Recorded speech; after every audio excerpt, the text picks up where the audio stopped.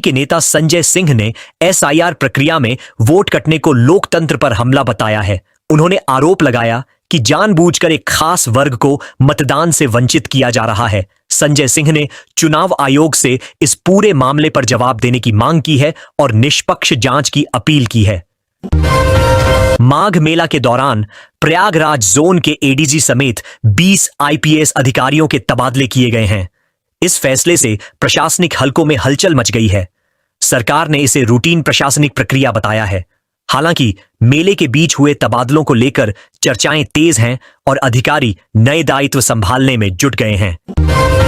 T20 world cup 2026 में भारत और बांग्लादेश के बीच होने वाला मैच भारत से बाहर शिफ्ट किया जा सकता है।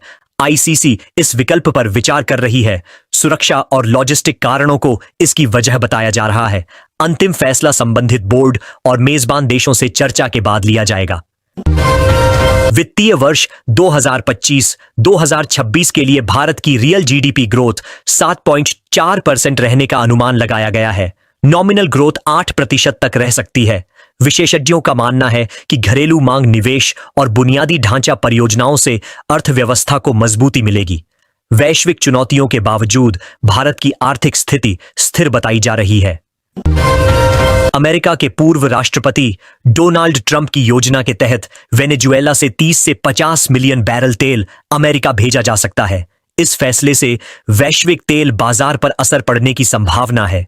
विशेषज्ञों का कहना है कि कच्चे तेल की कीमतों में उतार चढ़ाव आ सकता है और कई देशों की ऊर्जा नीति प्रभावित हो सकती है। कन्या सुमंगला योजना के तहत महिला कल्याण विभाग ने जनवरी में नए आवेदनों का सत्यापन पूरा किया है। स्वीकृत लाभार्थियों के खाते में जल्द ही राशि भेजी जाएगी।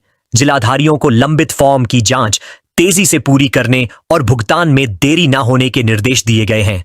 इस योजना से महिलाओं और बालिकाओं को शिक्षा और आर्थिक सहायता में बड़ी मदद मिल रही है। लखनऊ जिले में ठंड और कोहरे के कारण प्री प्राइमरी से कक्षा 8 तक के स्कूलों की छुट्टी 12 जनवरी तक बढ़ा दी गई है। सुबह के समय दृश्यता बेहद कम है। जिला प्रशासन ने अभिभावकों से बच्चों को ठंड से बचाने की अपील की है। प्रयागराज में माघ मेला क्षेत्र में सुरक्षा खड़ी कर दी गई है। एटीएस कमांडो तैनात किए गए हैं। नागा साधुओं के दर्शन के लिए भारी संख्या में श्रद्धालु पहुंच रहे हैं। प्रशासन ड्रोन और सीसीटीवी से निगरानी कर रहा है ताकि कोई अप्रिय घटना ना हो।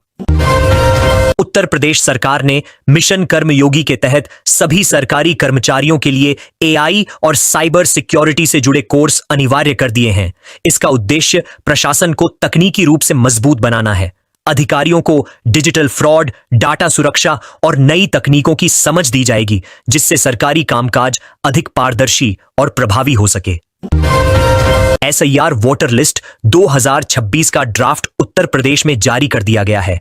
इसमें लगभग 2 करोड़ 80 लाख से 3 करोड़ नाम हटाए गए हैं, जिनमें मृतक माइग्रेशन और डुप्लीकेट वोटर शामिल हैं। लखनऊ में सोने और चांदी की कीमतों में उछाल दर्ज किया गया है। सोना 10,600 से 10,700 प्रति 10 ग्राम तक महंगा हुआ है। चांदी के दाम भी बढ़े हैं। निवेशकों और ज्वेलरी बाजार में इस तेजी को लेकर चर्चा बनी हुई। महाकुंभ से वायरल हुई मोनालिसा एक बार फिर चर्चा में है। इस बार झरने के पास रोमांटिक वीडियो सोशल मीडिया पर वायरल हो रहा है। वीडियो को लेकर लोग तरह तरह की प्रतिक्रियाएं दे रहे हैं। हालांकि इसकी पुष्टि नहीं की गई है। 7 जनवरी से 6 फरवरी तक दावा और आपत्ति दर्ज की जा सकेगी। विपक्ष इसे लोकतंत्र से जोड़कर सवाल उठा रहा। उत्तर प्रदेश में पंचायत चुनाव आरक्षण प्रक्रिया पूरी न होने के कारण टल सकते हैं। सरकार आरक्षण सूची पर पुनर्विचार कर रही है, जिससे चुनाव की तारीख आगे बढ़ने की संभावना है। प्रशासनिक स्तर पर तैयारियां चल रही हैं, लेकिन अंतिम फैसला राज्य निर्वाचन आयोग की मंजूरी के बाद ही होगा। नोएडा पावर कंपनी को यूपीआरसी से 50 megawatt short term solar power खरीदने की मंजूरी मिल गई है। इससे पीक डिमांड के समय बिजली आपूर्ति सुचारू रहेगी। बढ़ती खपत को देखते हुए यह फैसला उपभोक्ताओं को बिजली कटौती से राहत देने के लिए लिया गया। उत्तर प्रदेश सरकार ने असिस्टेंट प्रोफेसर भर्ती परीक्षा को रद्द कर दिया है। परीक्षा में अनियमितताओं की शिकायतों के बाद यह निर्णय लिया गया। इससे हजारों अभ्यर्थी प्रभावित हुए हैं। सरकार ने आश्वासन दिया है कि जल्द नई तिथि घोषित किया जाएगा।